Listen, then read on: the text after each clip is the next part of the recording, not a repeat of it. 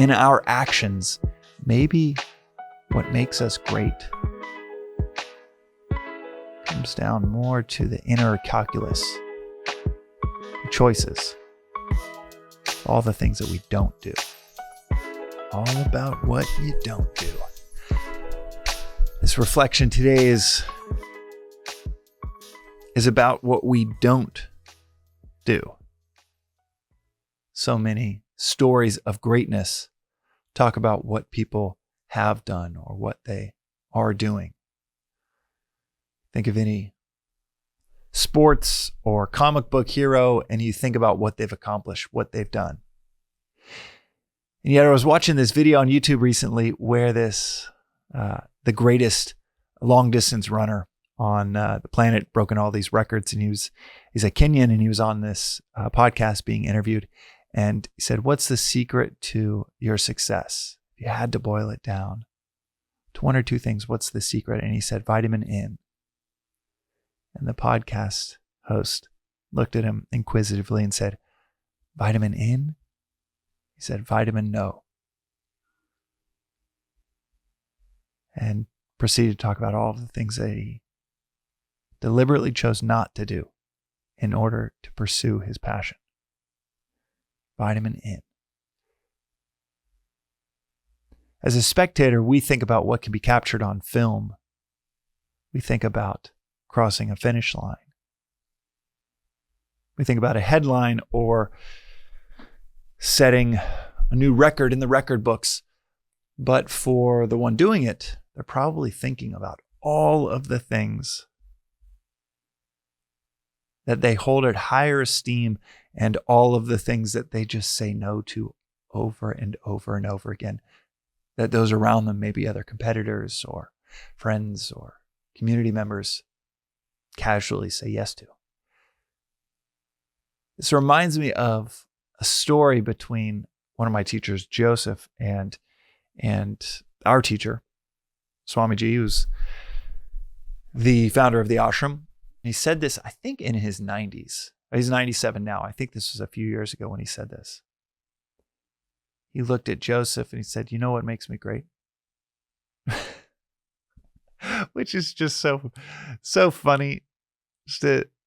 It's almost like right on cue for a 90-year-old to be beyond fake humility and just be right in the thick of like, I might only have a few sentences left and each one matters.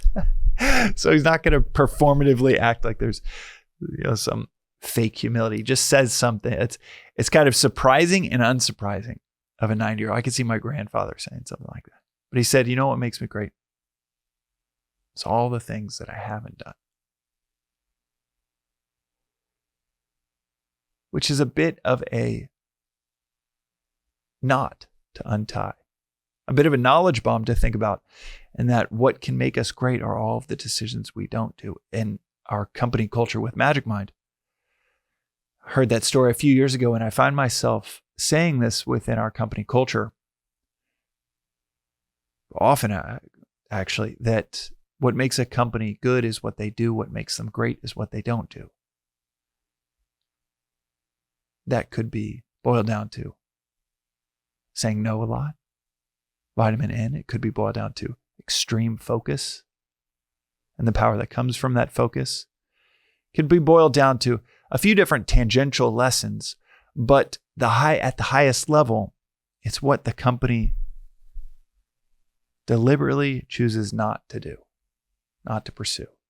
And I think the same goes for each of us, not just Swamiji, not just a long distance runner, not a company or startup culture that's being built. I think what makes each of us good might be what we do. Makes us maybe liked within our friend group might be what we do. But what makes us great, what makes us loved, comes down so much more to what we don't do. What you choose is not the right call for you. What do you say? Maybe younger me would have gone for that, but Now I'm going to delay gratification, and I'm going to practice a whole lot of patience that I might not have had when I was younger. It might be saying no to a line of work that might have some external validation, but is not tied to your unique wiring. It might be saying no to something that might get you a whole lot of recognition out of inner observation that, well, that comes with a whole lot of distraction.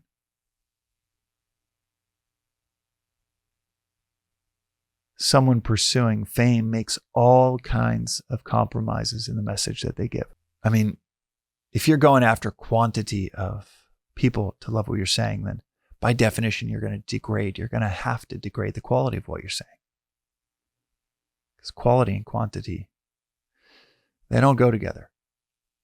Quality of what's said might not be realized till long after someone's dead.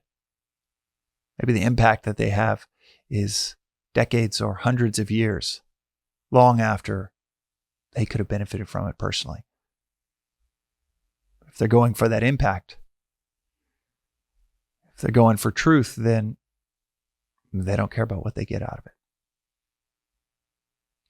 But if they're going for what they get out of it, then they start to not care about long-term impact.